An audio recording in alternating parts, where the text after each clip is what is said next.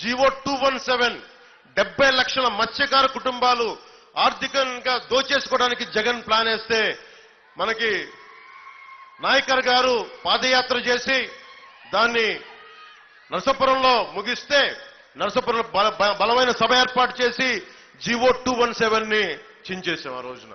ఎందుకంటే మత్స్యకార సోదరులకి బలంగా ఉన్నామని చెప్పడానికి భవిష్యత్తులో 217 అనేది రాగానే రద్దు చేస్తాం. అది మీకు సంపూర్ణ హామీ ఇస్తున్నాం. అలాగే నరసాపురం నియోజకవర్గంలో 51 మత్స్యకార సొసైటీలు ఉన్నాయి. ఒక్క సొసైటీ కూడా లోన్ లేదు. నేను రాగానే, ప్రభుత్వం రాగానే, ఎన్డీఏ కూటమి రాగానే ప్రతి సొసైటీకి తిరిగి లోన్లు వచ్చేలాగా బాధ్యత తీసుకుంటాం.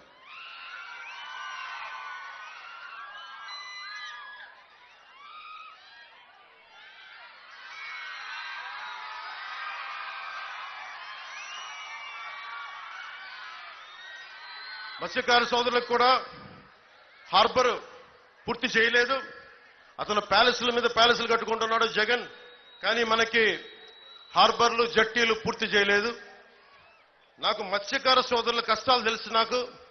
నేను బాధ్యత తీసుకొని మత్స్యకార సోదరులు మాకు సంపూర్ణమైన మద్దతు ఇవ్వగలిగితే ఇప్పటిదాకా ఏ నాయకులు, ఏ ప్రభుత్వం, ఏ కూటమి చేయని విధంగా మేము బలంగా చేసి పెడతాం.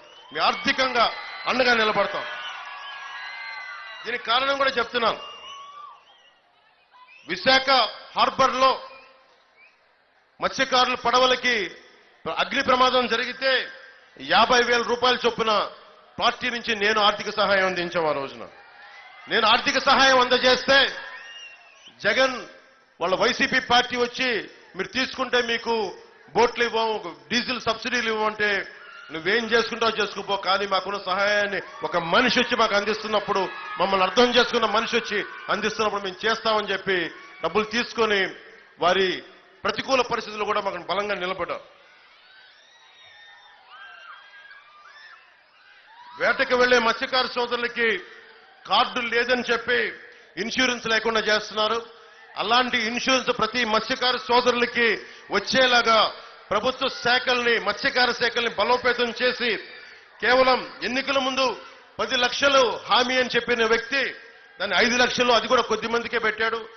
నేనే ఒక పార్టీగా జనసేన కార్యకర్తలకి ప్రమాద భీమాయే ప్రాణం కోల్పోతే 5 లక్షలు అందజేస్తా ఉన్నాం. అలాంటిది మత్స్యకార సోదరులకి ఏ ప్రమాదం జరిగినా మీకు 10 లక్షల బీమా పథకం తిరిగి మేము పూర్తిగా మీకు బలంగా వర్తింపజేస్తాం. మీకు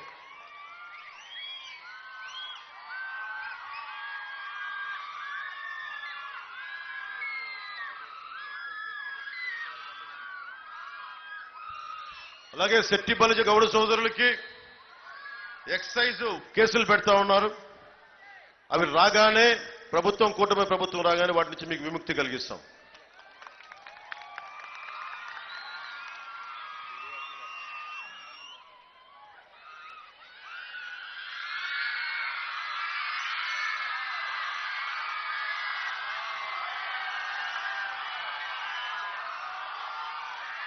ప్రసాద్ రాజు గారికి నరసాపురం ఎమ్మెల్యే